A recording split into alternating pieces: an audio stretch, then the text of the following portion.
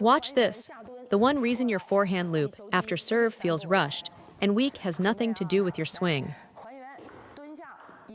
Let's start with serving. The biggest problem right now is that after you serve, you're standing too close to the table. That means when you try to step back, you don't have enough room. You're close because the incoming pushes are half long, but if someone sends a deep long push, you'll be leaning back with no space. So the first key point, after you serve, always keep about 1 arm's length between yourself and the table, because the forehand requires a forward-moving action.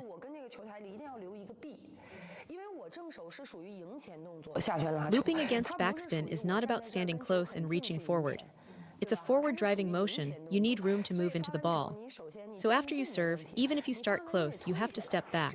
That's point 1. Point 2, after serving, your body posture is too upright. You serve, then you stand tall, and only then try to drop down. Watch me, I serve, and then I lower smoothly on a single plane, sinking straight down. You're standing fully upright and then squatting.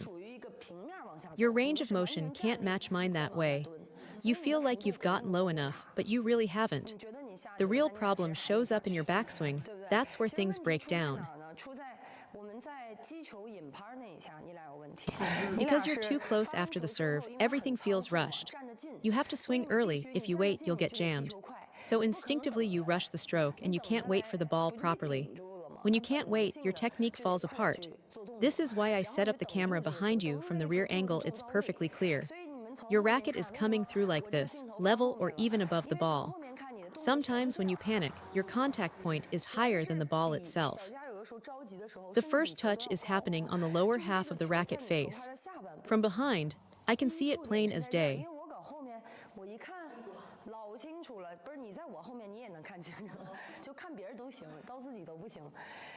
Neither of you is doing what I always teach. To loop this ball, you must get lower than the ball. Watch, after I serve, see how my racket drops below the ball. I get under it, and that's how I can explode upward through contact. One of you manages to get slightly below the ball, but the other is basically level with it. And when you panic, you end up with the racket even higher, then your only option is to lift straight up. You lose all the brushing action. You have to get under the ball first.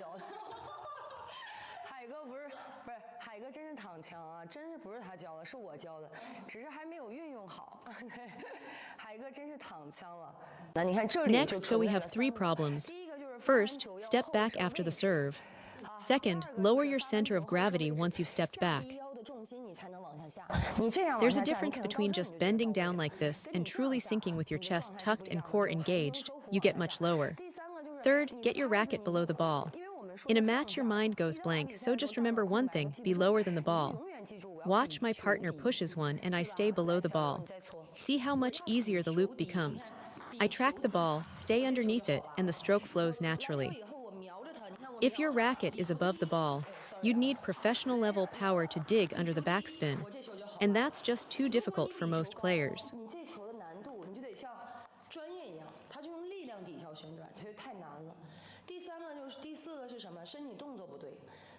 Now, being compact is not the same as being frantic. Those are two completely different things. Your stroke needs rhythm like music has beats. Think of a song. It has phrasing, pauses, emphasis. If you just rush through every note with no breaks, it sounds terrible. That's exactly what's happening with your stroke right now. Every movement in the sequence needs a pause point between phases. You're serving and then immediately lunging at the ball with no separation.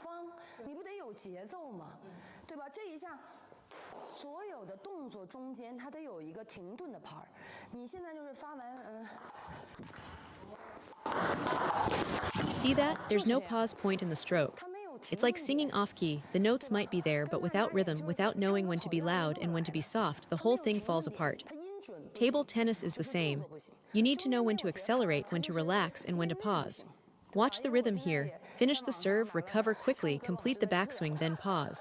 Serve, recover, backswing, pause. That pause point is everything. Without it, the stroke becomes rushed and panicked. Feeling compact and feeling rushed are completely different things. Beginners often blur the two, and if you don't deliberately correct it now, that habit will stick with you for a long time.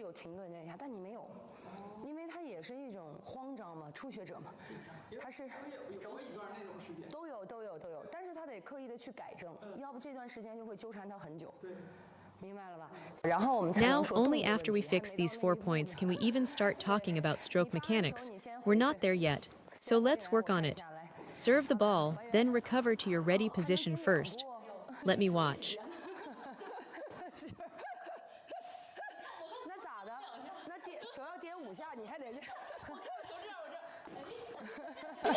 Bounce the ball a couple of times to settle in.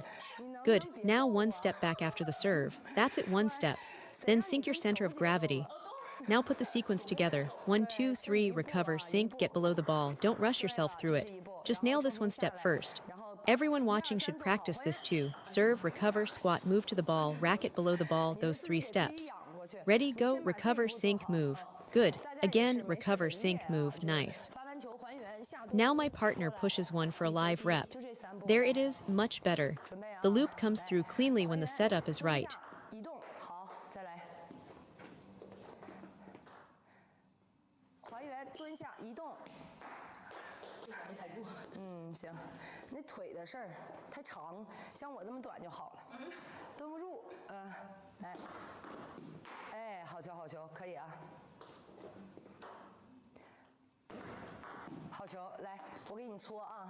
Now let's run it live. Serve, recover, move, then loop. My partner pushes the ball back and I play the full sequence. Serve, recover, move, loop. Good, again, same rhythm. Serve, recover, move, loop. Beautiful. Now let me ask you something. Is the problem really your stroke? Is it the loop itself? No, it's the rhythm. This is exactly why coaches emphasize the serve and recover sequence so much. When your rhythm is right, the loop takes care of itself. When your setup is rushed or sloppy, even a technically perfect swing falls apart. The 3-step routine after the serve, recover, sink, move, that's what makes or breaks the next ball. Keep drilling that sequence until the rhythm is automatic.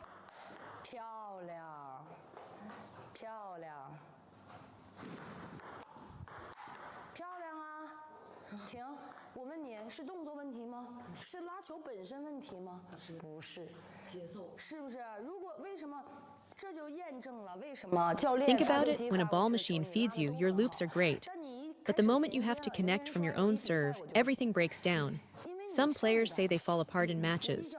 Why? Because the ball before the attack was wrong. If your short serve comes out high and slow, your opponent attacks it. If your serve has no spin, of course they push it long.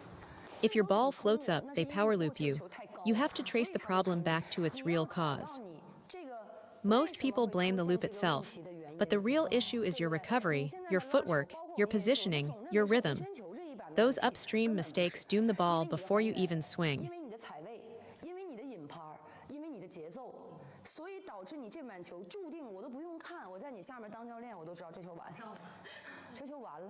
Then beautiful, be bold with it.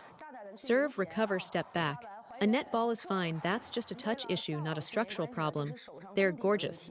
Serve, recover, stay compact. Get low, get behind the ball and make contact from there. Get down, wait for it. Here's the key. Even though you're getting low, you can't commit too early. If you move in too soon, you end up reaching forward and the ball gets past your ideal contact point.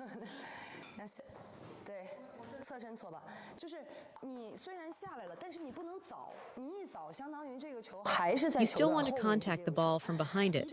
Wait for the ball to pass its highest point. Watch, right there it starts to drop. That's when you begin your swing. I've said this before, start your swing as the ball descends, not at the peak. At the peak, you're rushing the timing. An advanced player can handle that because their touch at contact is precise, but for you, the descending phase is your best contact point. Even if you can get there early, deliberately let the ball drop a little.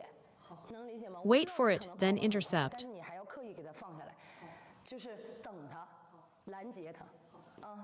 After that, the swing is too big.